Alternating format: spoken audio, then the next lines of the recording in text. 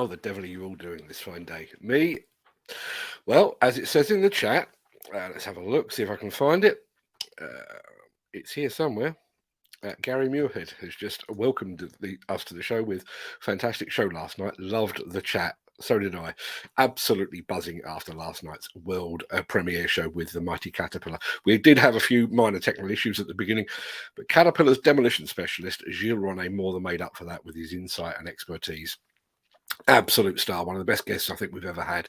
Thank you to all those that tuned in, and congratulations to all those that won a Caterpillar hydraulic breaker model. I've got all 3 addresses now. Those will be going in the post today. Mine now has pride of place. It's about there, actually, on the top shelf. Away from the grasping mitts of my grandchildren is the absolute truth. If you missed the show last night, fear not, you can catch it over on demolitionnews.com right now, although obviously the competition is now closed. But if you go to demolitionnews.com, it is actually the top story as we speak.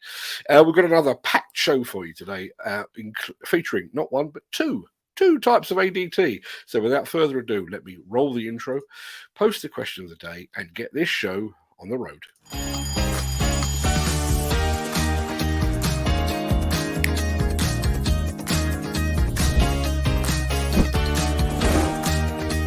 Welcome to the Breakfast Show. I'm your host, Mark Anthony.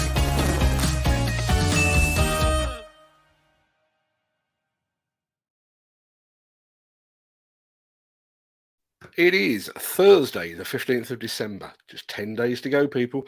As that remarkably persistent guy just said, welcome to the Breakfast Show. I am your host, Mark Anthony. In today's show, K-Tec gets ejected. We get behind the wheel of the brand new Hyundai ADT all the way up in frozen Norway.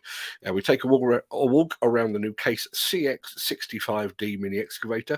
And Nick Drew, another great guest star, gets to grips with the new ULM compact telehandler from Manitou. Plus, we are cutting steel like so much spaghetti with Italmek, and we'll get to all of that in just a second. But first, let's see who among the rich and the shameless will be celebrating a birthday on this day of days. Happy birthday! And it's many happy returns to Emperor Nero. He's a huge fan of this show, as I'm sure you'll know. It's also happy birthday to French engineer Gustave Eiffel, the fellow at the tower. Happy birthday also to billionaire J. Paul Getty, to the man who coined the phrase rock and roll, DJ Alan Freed, to drummer Dave Clark of the Dave Clark 5, and to Miami Vice star Don Johnson. And in his honour, I have my sleeves pushed up literally as we speak. To Paul Simonon of The Clash, jockey Frankie Dettori, Kasabian guitarist Sergio Pizzano, and to part-time footballer and full-time Instagrammer Jesse J. Lingard. Many happy returns to them, one and all.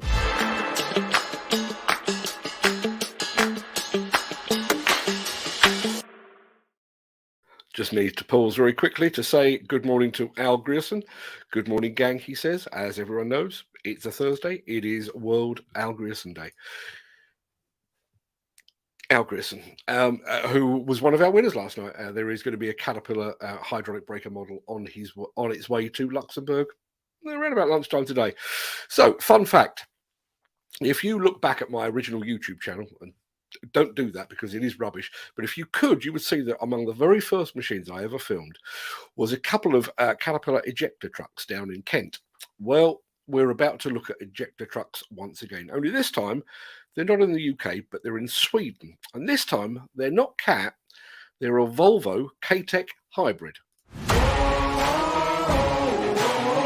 on a mission, I'ma get it. You know I be on a what? Yeah. You know I be on a what? Man on a mission, I'ma get it. You know I be on a what? Yeah. It's all hard, ain't no fear here. You ain't giving this to all, you steer clear. Never beat, I've been down and I reappear. You got some money on the line, you better put it here. Rolling in and doing that work. Check priorities, I'm doing that first. Check's big and I'm sure that hurts, but it's checkmate, we ain't selling short, no the work. Ain't nowhere to hide. You ain't gotta see me come and keep me on your mind, cause I be on the work. Yeah. You know I be on the work. I'ma get it, you know I be on the what? Yeah, man, we coming for them bags. If they said I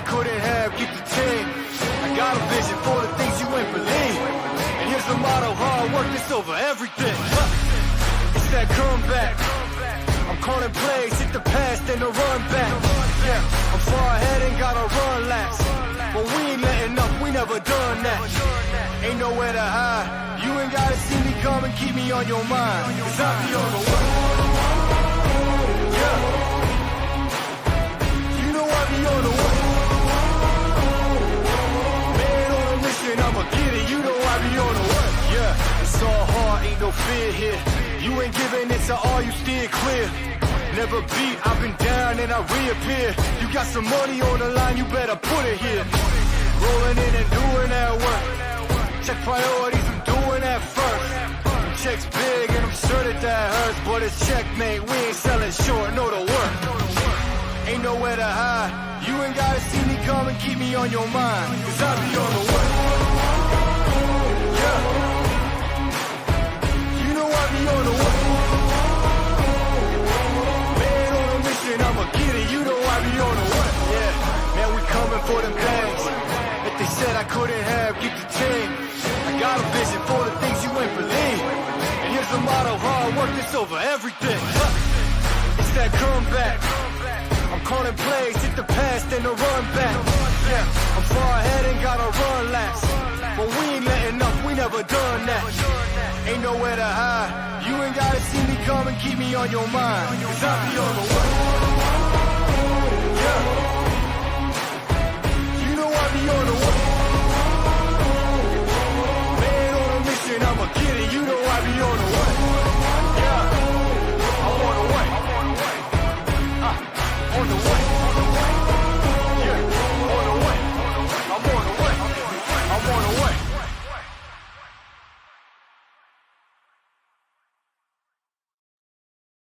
I'd love to take one of those for a spin. Better still, I'd like someone that can actually operate one to take me for a spin while I hold the camera. Fantastic looking machine.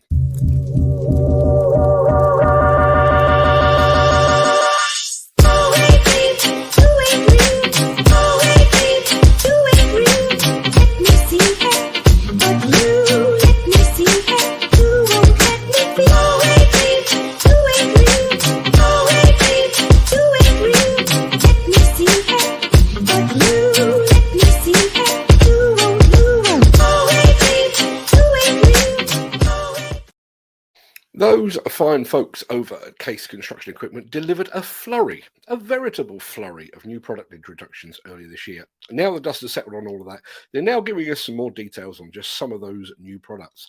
And here is the CX65D mini excavator in extreme close-up.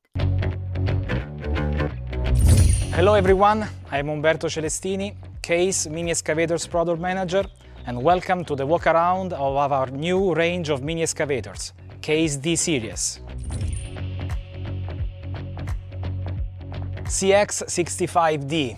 This is a two-piece boom model, the biggest of the 4 models that we offer between 2-ton and 6-ton range, and we are unique in the market in doing so.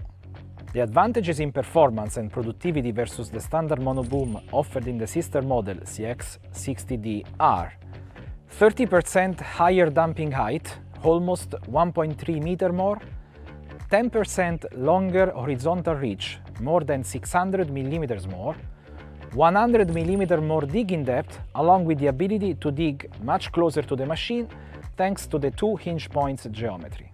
It is equipped with an incredibly powerful 45 kilowatts Stage 5 engine, a beast compared to other models of its size. Fuel consumption is minimized thanks to an electronically controlled and adjustable load-sensing variable volume pump. Machine travel is granted by a dual-speed transmission with automatic shift down, from second to first gear if more traction is required, and shift up. It comes standard with first and second auxiliary circuits, both with electro-proportional controls. AUX 1 provides up to 85 liters per minute of flow with 200 bar of max operative pressure. AUX 2 provides up to 60 liters per minute of flow with 280 bar of max operative pressure. This model has been equipped with an optional third auxiliary circuit, also actuated with electro-proportional controls, which provides almost 40 liters per minute of flow at 280 bar of max operative pressure. It is also equipped with an hydraulic quick coupler, one of the main in the offering, and direct drainage to oil tank, a real king of versatility for any attachments and applications. This is the premium model of our mini excavator offering, and this is reflected in a vast variety of high technological cab features and incredible comfort for the operator. Let me give you some examples. Onboard computer with multifunction display, which can do diagnostic, show machine emergencies, allow hydraulic adjustments, for example setting the max flow for each of the 3 auxiliary circuits, setting modes of operation, which can be economy, standard and power, manage DPF regeneration, display for the rear view camera when the option is installed, like in this machine, and much more. Automatic air conditioning offered as standard, DAB radio complete of Bluetooth connectivity with USB socket, memory card reader and aux-in connection offered as standard. 3 types of seat options: fabric with premium mechanical suspension, fabric with pneumatic suspension, and fabric with pneumatic suspension plus heating functionality for the seat cushion. Electro-proportional engine RPM control with auto-idle functionality, anti-theft option to better preserve your investment. Operating position is ergonomic and spacious. It is equipped with adjustable wrist rest close to the servo-assisted hydraulic joysticks, which are equipped with electro-proportional controls for swing boom and auxiliary circuits. Various storage compartments are present, including a nicely designed smartphone holder. Premium features of this model are not limited to what's inside the cab. For example, a centralized automated greasing, which is a feature that is normally present only on bigger excavators. The second example is given by the electric fuel refill pump with the auto stop function, which is offered as standard on this model. Safe and easy maintenance are granted by tiltable cab. Tilting the cab is a very easy and quick operation. You just need to remove one cover, unbolt 2 bolts, and the cab tilts frontward and can be safely secured. Once tilted, all maintenance points are perfectly accessible from the ground. A safety switch disables the possibility to turn on the machine in case the cab is not placed back in the correct position.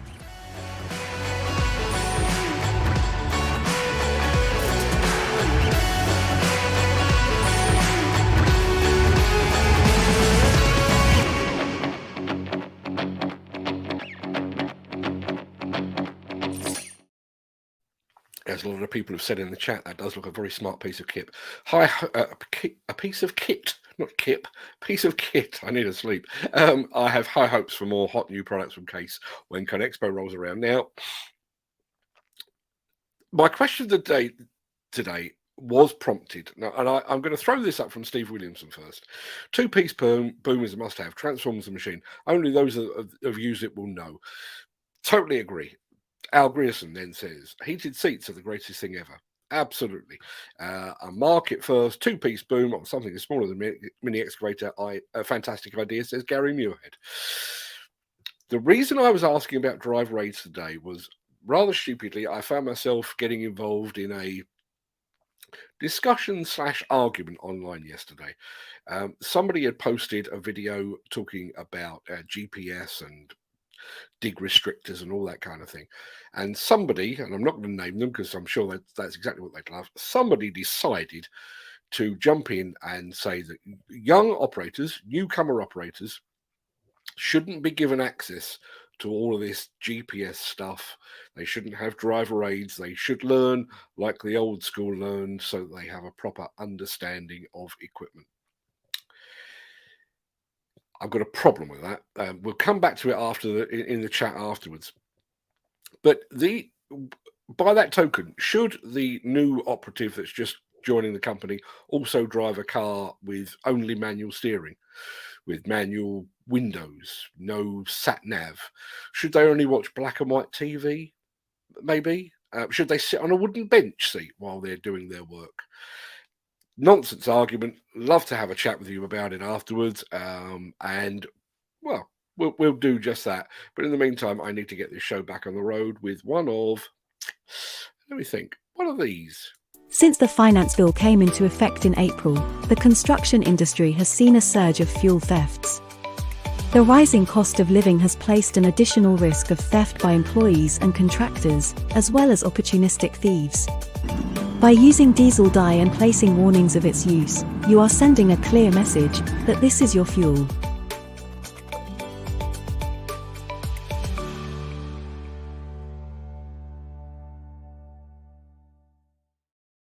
I have a sudden hankering for pretzels and the sound of an oompa band. It must be time to head back to Bavaria again.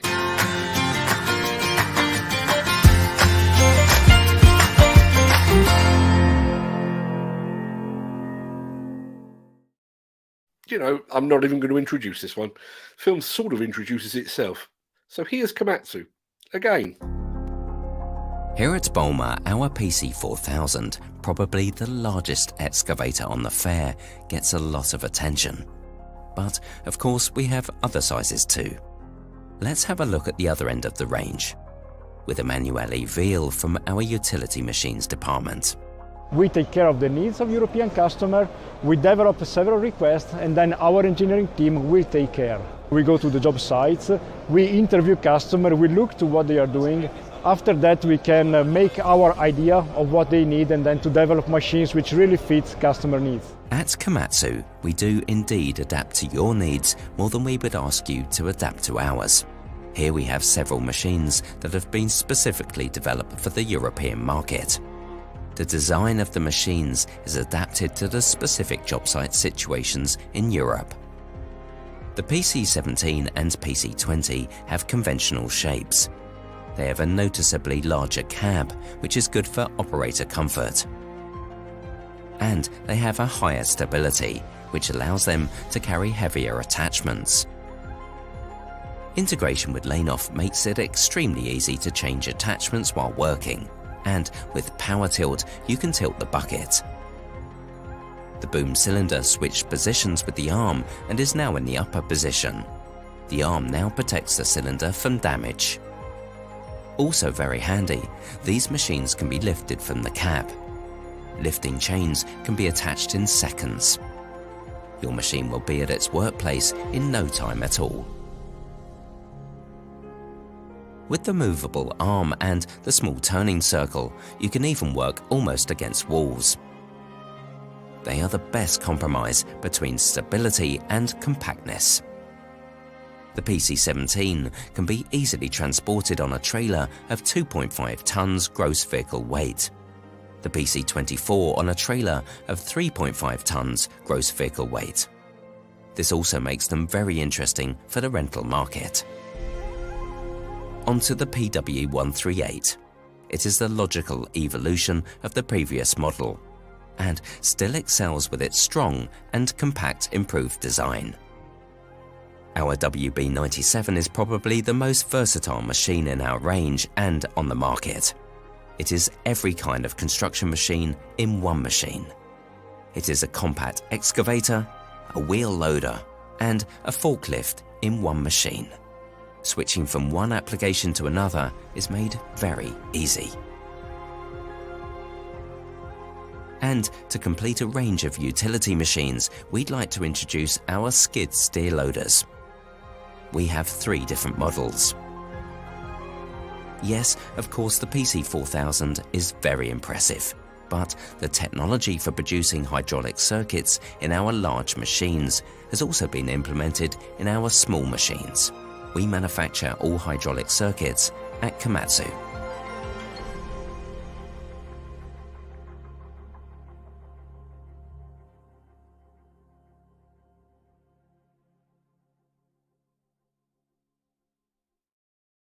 And believe it or not, there's even more post-Balmer content to come from Komatsu. Now, this is one of the reasons that I love doing this show.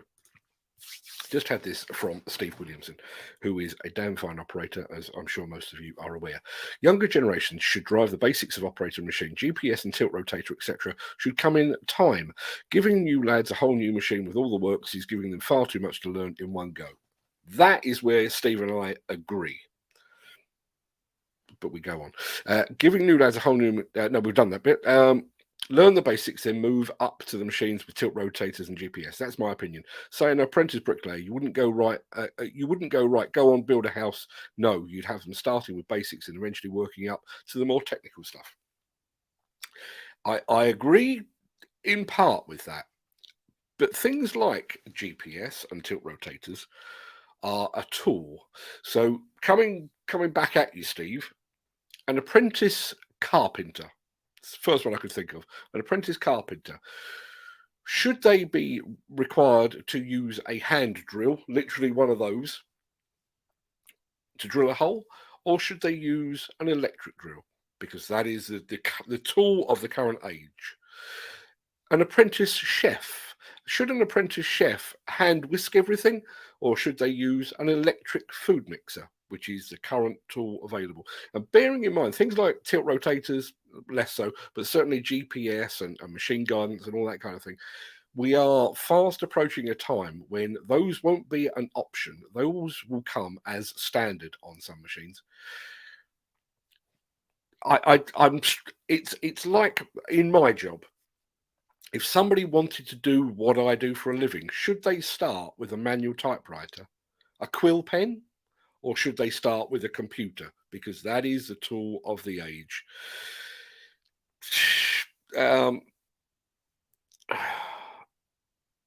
There you go, Nigel Williams. Told you they were just tools a few years ago now. Yes, he did. He did do that. He told me many other things as well, which is why we love having Nigel on the show. But let's keep this conversation going because it's one that could run and run. But in the meantime, let's roll one of these.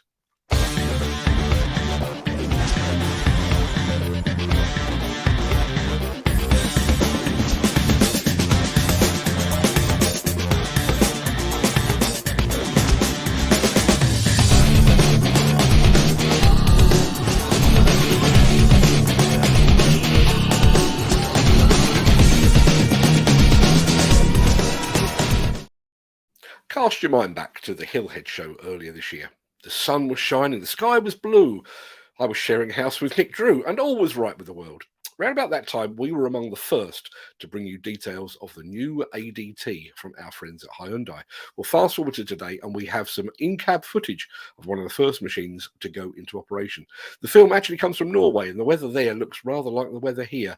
Thankfully, and I can tell you this from experience, the cab of the Hyundai hauler is as snug as a bug in a rug.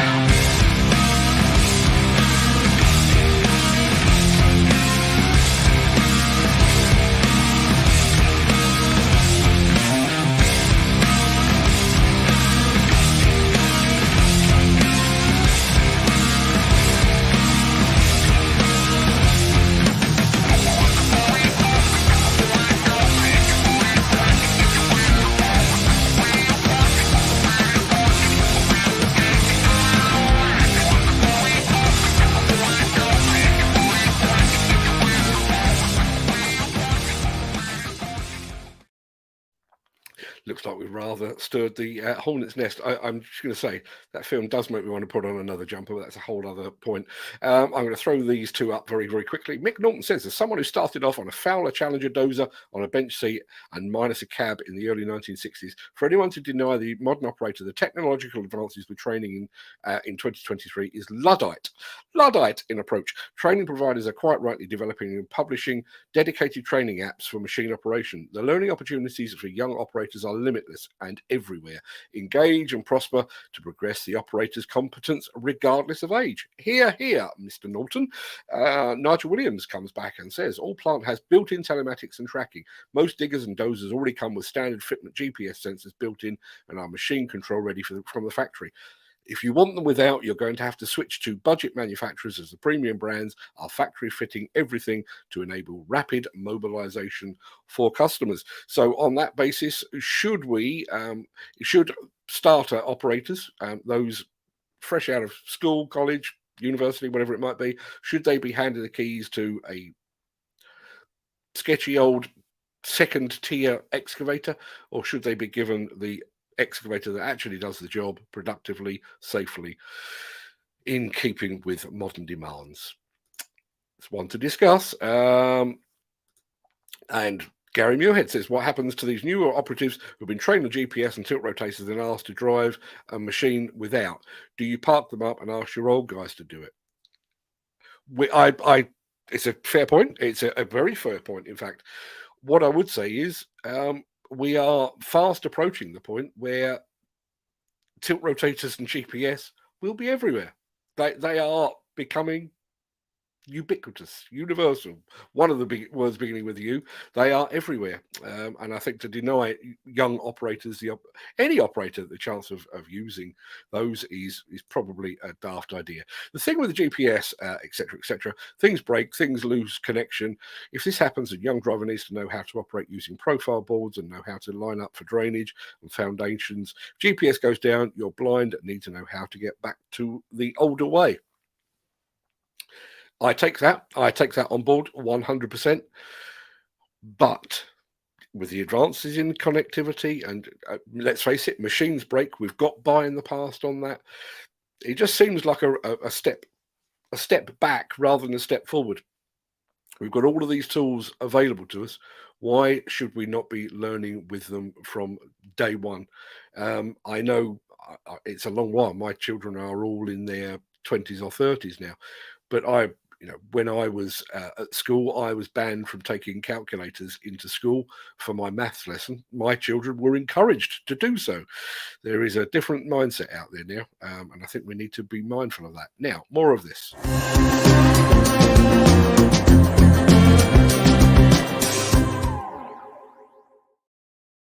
In my old office, I used to have a TV in the background, and my background viewing of choice was generally daytime cooking shows.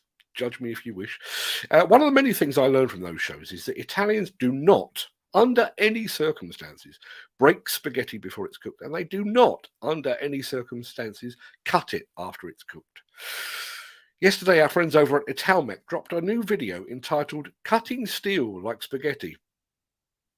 They're Italian, I guess they know, but while it apparently goes against Italian culinary tradition, it makes for great viewing. Take a look at this.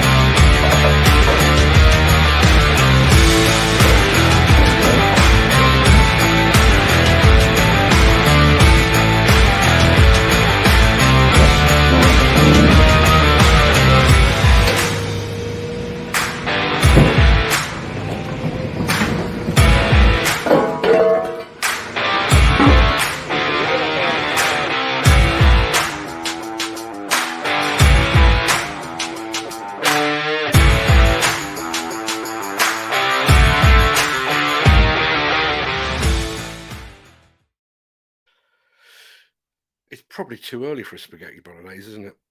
Yeah, I thought it probably was. Hi, I'm Nick Drew, and I'm watching The Breakfast Show. Yeah, I mentioned him earlier, but it's now time to bring the man, the myth, the legend, Mr. Nick Drew, onto centre stage. He has braved the elements and been out and about to bring you a hot new film from a very cold site in the company of those fine folks from Manitou. Here he is, or more specifically, here they are.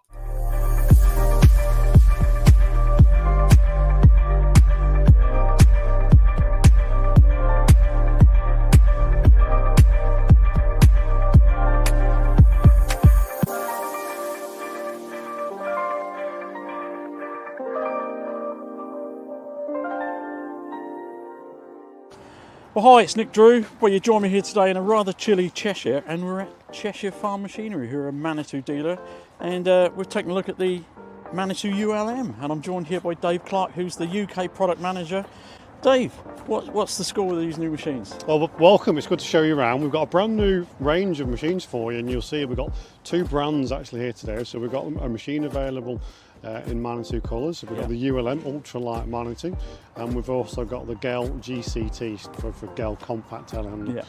Both machines are available in two models. We either have a 1.25 tonne lift or a 1.5 tonne lift capacity. It depends on the customer applications really, how much they want to pick up and lift. So 4.3 metres lift height with a 35 horsepower engine underneath the bonnet, so plenty of power to do those jobs. What sort of customers do you see these machines going to then? It's quite broad, to be fair, how we've made the machines in terms of bucket linkage and things like this. We've got various different potential for agricultural, construction, but also rental, plant hire, sort of your local tool hire people, but also nurseries, equestrian, caravan parks. The list is really quite endless. Yeah. Like a lot of machines these days, I'm sure you're going to have a whole range of attachments for it. So and we've got these two here with buckets on just today. But we've got a range of 20 different attachments currently. Which is a growing range, and we cover everything from your basic attachments, buckets, pallet forks, lifting jibs, all the way to more complex ones, such as a tree cutter. So fantastic. Well, there we go. I'm going to jump in now and have a play, see how it performs, and you can read all about it in Earth Movers magazine. Cheers. Thank you.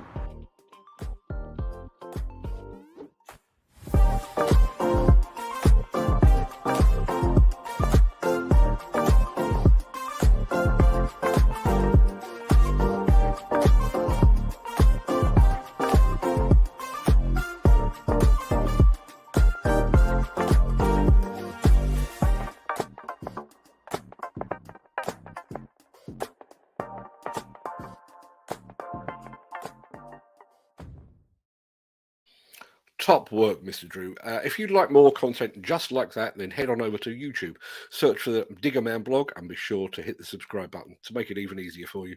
I've put a link in the chat. Make sure while you're there, you check out his 2022 highlight reel. You'll see what a busy bee Mr. Drew has been over the past 12 months. Now, some of this. Sorry to interrupt the guy with the funny glasses, but if you're enjoying this video, please hit the like button as it helps our channel. Or, better still, share this video with a friend or a colleague. Thank you. Right, back to Beardy. Right, that pretty much wraps up the main part of this morning's show. I'm going to roll the outro in just a second before leaping gazelle-like over into the chat to see what you're all saying today. I think there's a chat to be had. If you can't stick around for that, then please stay safe. Look after yourself, your family, your friends, and your colleagues. Have a great day, and thanks for watching. But if you have the time and the inclination, I'll see you the other side of this.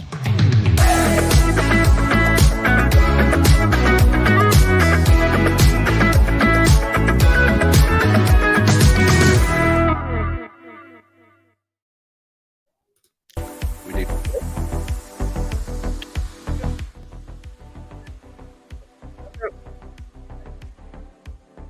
now. I've just seen a comment come in, which I'm going to throw over to Mr. Drew. Mick Norton has just said, Nick Drew, other than the standard inclinometer, what does the ULM GEL manufacturers offer the operator for lateral instability warnings? if you have an answer for that, Nick, I'd love to hear from you. Great day with the team at Manitou. Big thanks to Jim Holm, who is in the chat watching, I believe. If you are, Jim, good morning. Thank you very much indeed for being here. More specifically, thank you very much for giving Nick the opportunity and for hosting him on that day, and for braving the elements as well.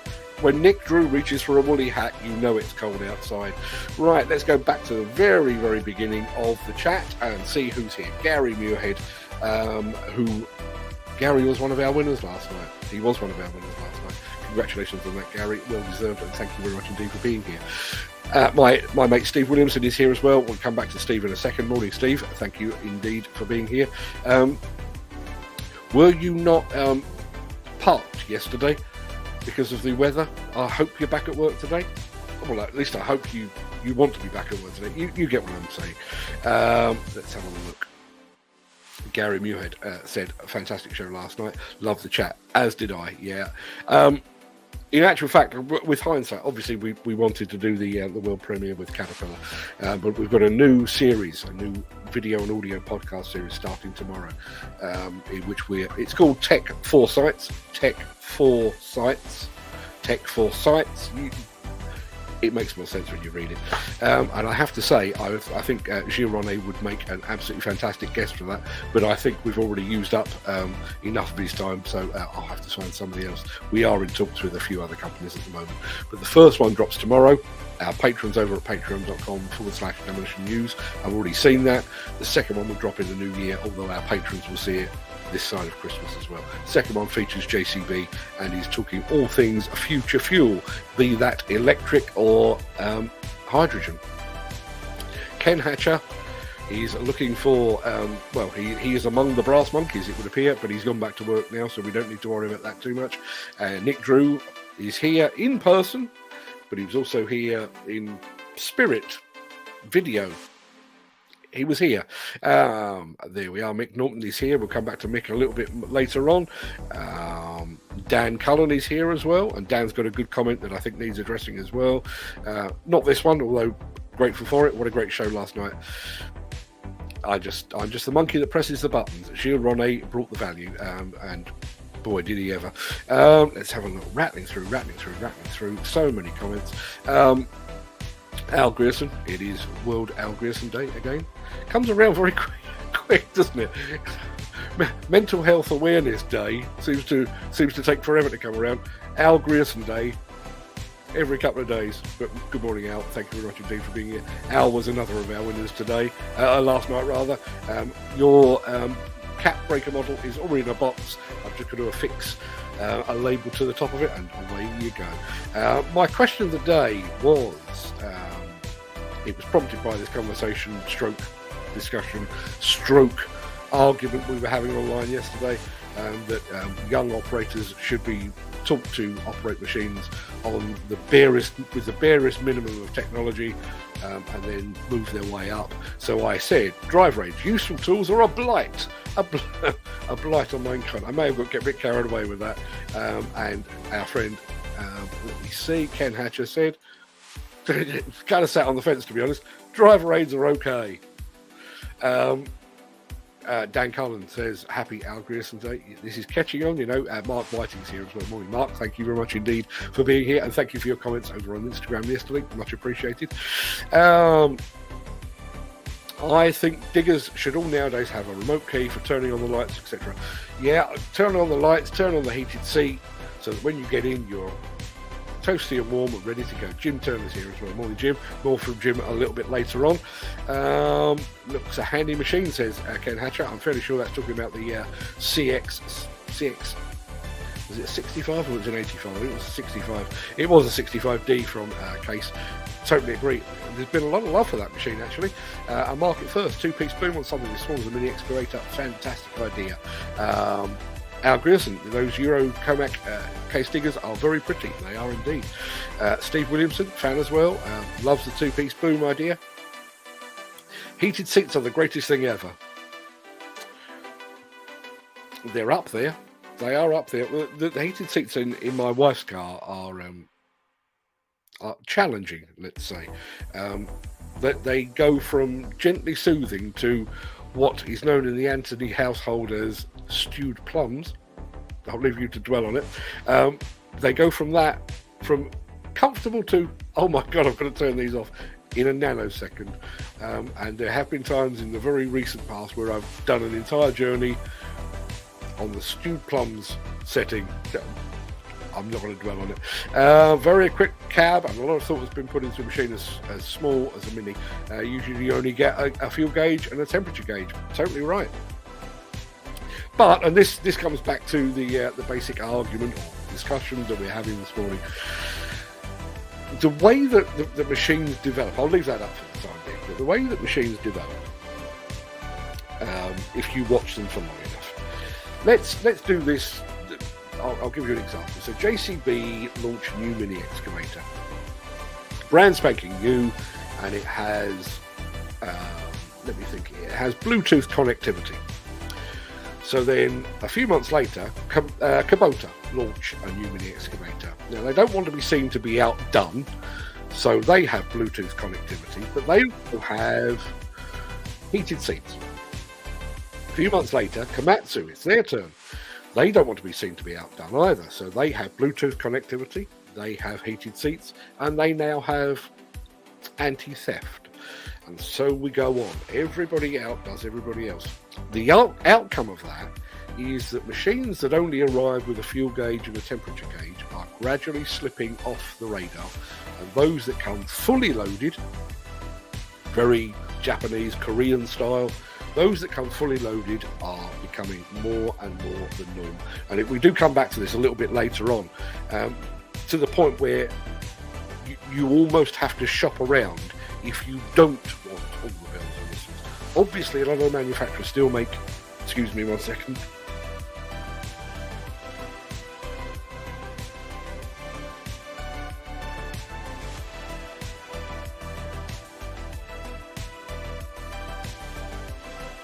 Too much talking last night. Yeah, some manufacturers are still making stripped down bare bones machines for the UK rental market.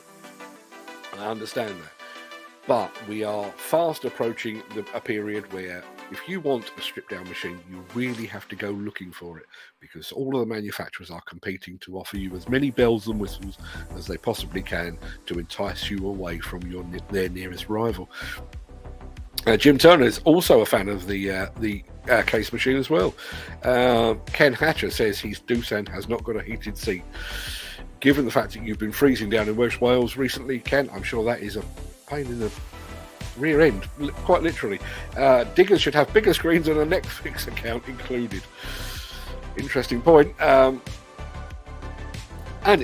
let's be absolutely honest. I mean, there is a big screen in my wife's car. You can watch YouTube on it, but not while the car is in motion. It will just switch it off. Why not? Why not, indeed? These guys, like Steve, spend an awful lot of time in those machines. When lunchtime rolls around, they could fire up the front screen and catch another dose of the breakfast show. Or they could do something productive with their time. Meanwhile, down in Australia, says McNaughton, Caterpillar products continue ahead of the field. The Newmont Corporation's Boddington mine has surpassed the 100 million tonnes milestone for material safely hauled by the gold industry's first autonomous haulage system. Using Cat Mine Star Command, 100 million tonnes with a fully autonomous fleet of 231-tonne Cat 793F mining trucks. Amazing, it is. And I can't remember where we are. Caterpillar does do a regular update.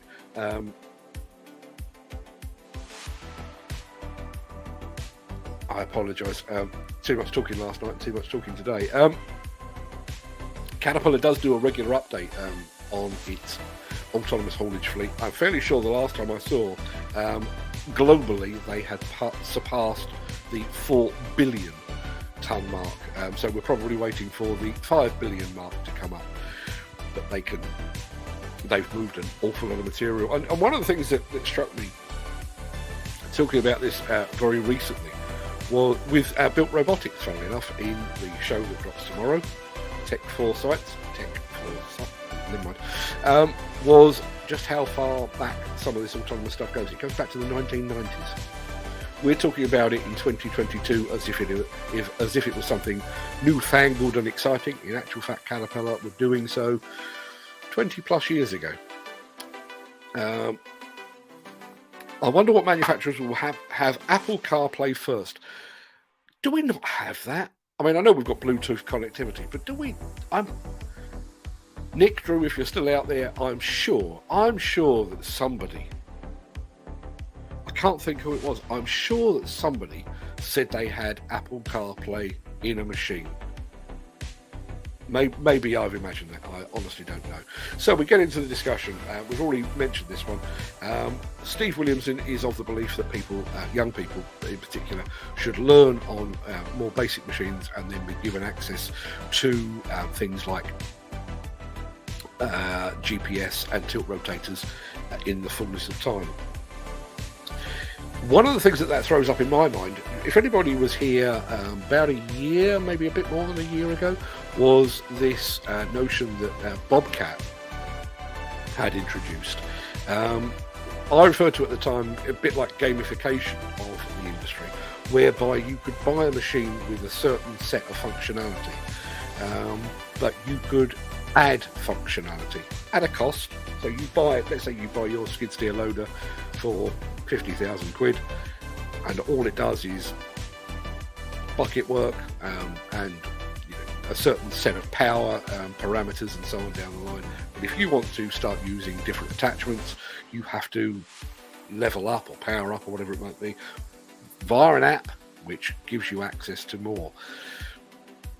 While I don't necessarily agree with the basic tenet of Steve Williamson's answer there, I do wonder if there is some scope for that within the relationship with the manufacturer.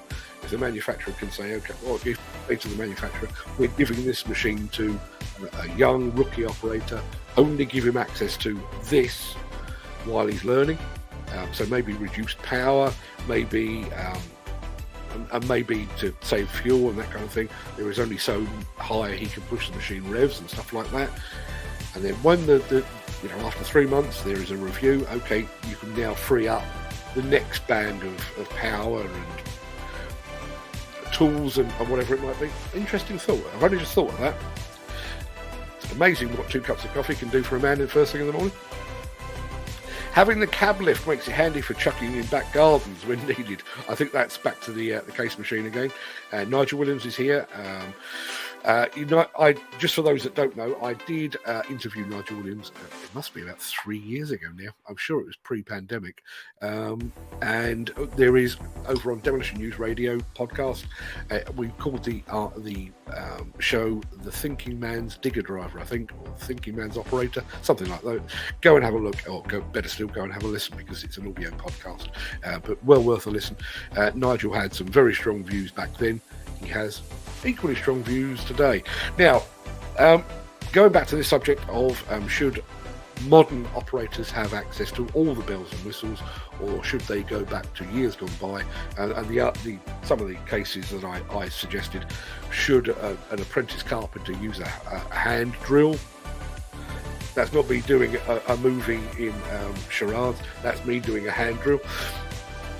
Or should they be given access to an electric drill? Al Grierson, who most of you know, is a teacher, a full-time teacher and a part-time legend in his own lifetime. He is a teacher, and he says, should I start work with just a megaphone and a bullwhip? Yes. I'm being an old man now. Yes, the modern generation could have done with a bit of bullwhip. That would have knocked them into shit. No, it doesn't mean that at all. Ken Hatcher has gone back to work. Goodbye, Ken. Thank you very much indeed for being here. We've covered this one from Mick Norton. Nigel Williams, I think we've covered that one as well. As I say, the important part there, you have to switch to budget manufacturers as premium brands are factory fitting everything to enable rapid mobilisation for customers. What happens to these new operatives who have been trained on GPS and tilt rotators and asked to drive a machine without it? Do you park them up or ask our old guys to do it? It's a good point. It's a very good point. Steve Williamson, I think we covered this one as well. I'm just going to cough one more time, hopefully.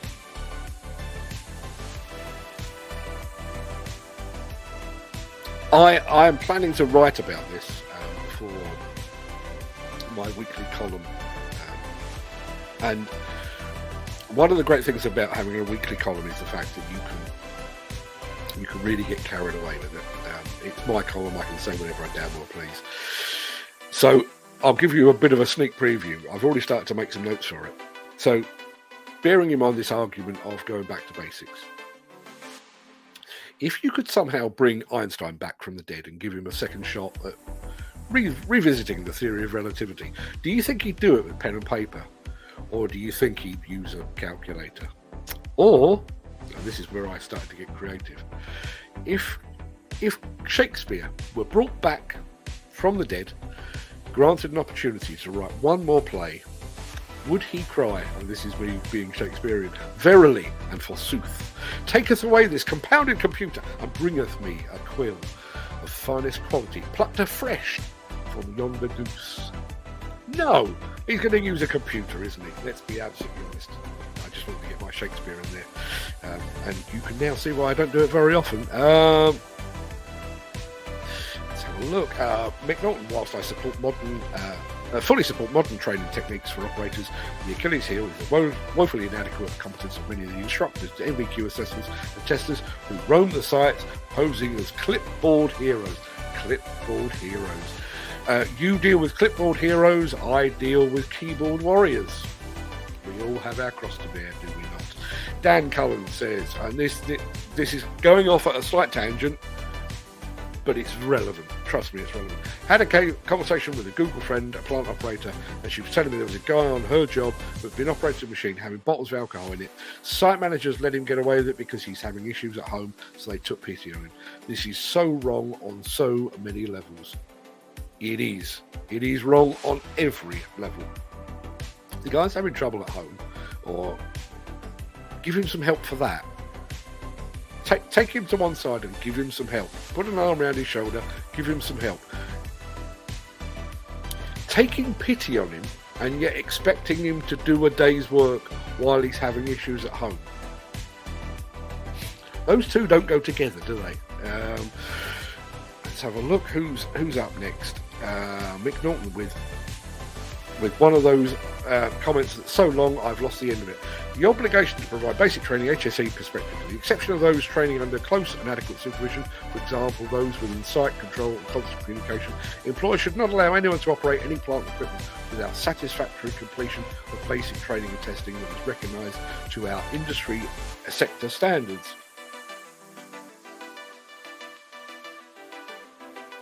This is particularly important for young persons and newly certified ticketed operators, including those undertaking. Don't know what comes after that. If you would like to repost the other part of that, Mick, I'll be more than happy to put it up. Jim Turner says, yes, put the new hands on all the modern driver aids, but it definitely wouldn't hurt for them to gain the basics of operating on older basic plant. I did most of my learning on an old worn out plant, had loads of play and everything, and needed a bag of tools and me to keep it going. And I'm glad it was that way, as it makes you appreciate people's kit, investment, and how not to abuse plant unnecessarily. Very, very good point indeed. I've asked that. I'm not sure if we've had an answer on that one. I know this is a bit of a bugbear with you, Mick, about instability or lateral instability. Maybe that's something we should revisit in the new year. Let's have a look. Steve Williamson is back clear as snow today. More fell last night. Frost have penetrated about a foot in the ground. Oh, yeah, that's not funny at all. Let's have a look. Mick Norton says, drugs and alcohol abuse. At present, the aviation, rail and shipping industries are legislated for in drugs and alcohol abuse, but amazingly not construction. For some inexplicable reason, trade unions and some prominent trade associations have opposed any change. I wonder why. This is something that came up a little while ago, actually, probably no more than about 2 weeks ago, when we were talking about drugs and alcohol previously, and the suggestion that those in middle and upper management don't want to clamp down on it at site level because apparently it takes place at their level as well. Interesting point.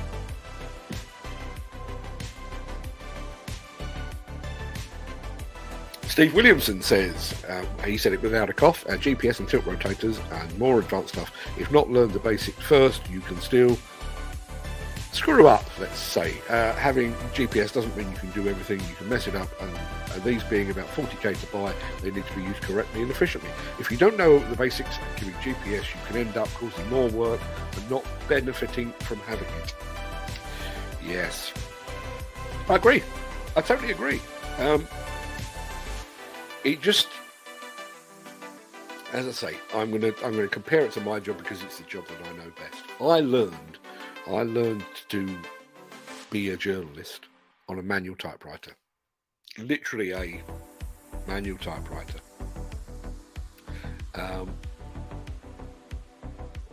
At some point a few years later, I was given a laptop computer that weighs roughly the same as Nick Drew weighs today. Huge bloody thing, weighed a ton, but it made me more productive. It made me faster. I didn't have to use bottles of Tipex to do away with all my mistakes, and there were some back in the day. Would I insist upon, if I took on an apprentice tomorrow, would I hand them a typewriter, or would I hand them a computer? I'd hand them a computer. And just going back to Steve Williamson's point, and I listen, Steve knows this shit better than I do. Let's make no bones about it. He's out on site, I'm just a Burke in an office, right? But here's another point. Part of the deal with things like GPS, specifically GPS, is the fact that it's feeding into a wider system that is tracking the overall production on that site, ultimately possibly feeding into like a BIM model or something like that. So using your argument, Steve, and again, you're the brains here, you know this better than I do, but using your argument, do we have a fleet of equipment that's all feeding information back to a central hub to inform the client of progress and to ensure that standards are being met? But there, right in the middle, there's a hole in that information that's being drawn out, and that is where the young operator is working because we've turned off his GPS and not allowed him to use it. Does not compute for me. Geez, don't encourage drinking as a coping strategy. Help the operator. Well said, Mr. Grierson. Yeah, absolutely. Steve Williamson, it's a hard one as times are moving fast. Totally get where you're coming from. All in the training and having employers to give you it. Yeah. I think that's a very valid point. You know, we are at a stage now where things like GPS and tilt rotators are becoming so widespread. There is training available out there, and there is potentially more earning to be had.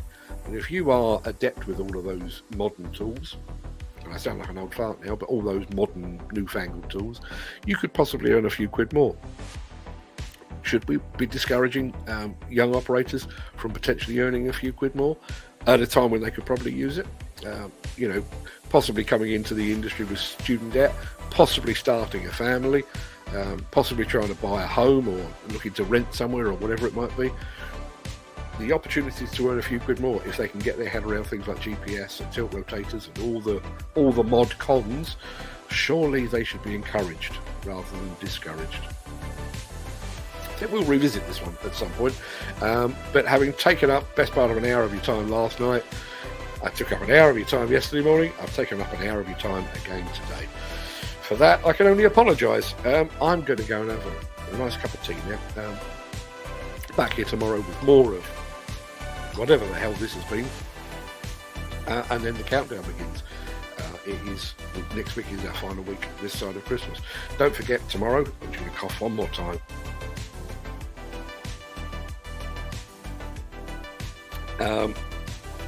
Yep, the mic is back on. Many thanks indeed, Steve. Great show as always. Catch you later. Yeah, I will certainly catch you later as well. Jim Turner says, seeing as we're heading for a recession, lads are being laid off all over the. I'm going to say shop because I don't know what shant is. Now would be an ideal to bring in drink and drug testing. Yeah, I totally agree. Totally agree.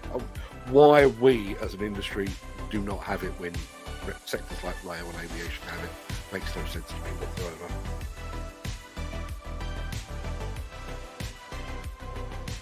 I really thought I was going to get through today's show without the cough.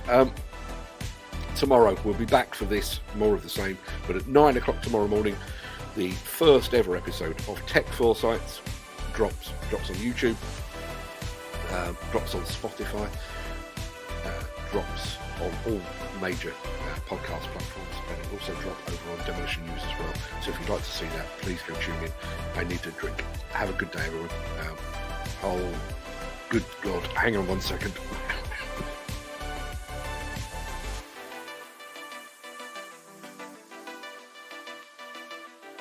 So glad I've got that mic mute button. Mick Norton says, when I first sat on a Bloor Knox 12 grader in 1964, it was all mechanical without the new versions, which had hydraulics. I went to my mentor. He said, stop whining, Norton, or we'll have you on a dozer towed grader ex-World War II, which was still sat in the yard. On the arrival of the Aveling Barford, or the Aveling Austin 99H hydraulic grader, I progressed onto a modern bit of kit. How old are you, Mick? Just asking. Sat on a grader in 1964. I wasn't born until 1965. I have visions of Mick Norton now looking like Methuselah somewhere. Right, I am couldn't quit before anyone says anything else. See you tomorrow. Don't forget, 2 shows tomorrow. One that it's not live, it's pre-recorded, and hopefully the quality will reflect that. And then this show at 10 o'clock. Until then, have a great one. All the best.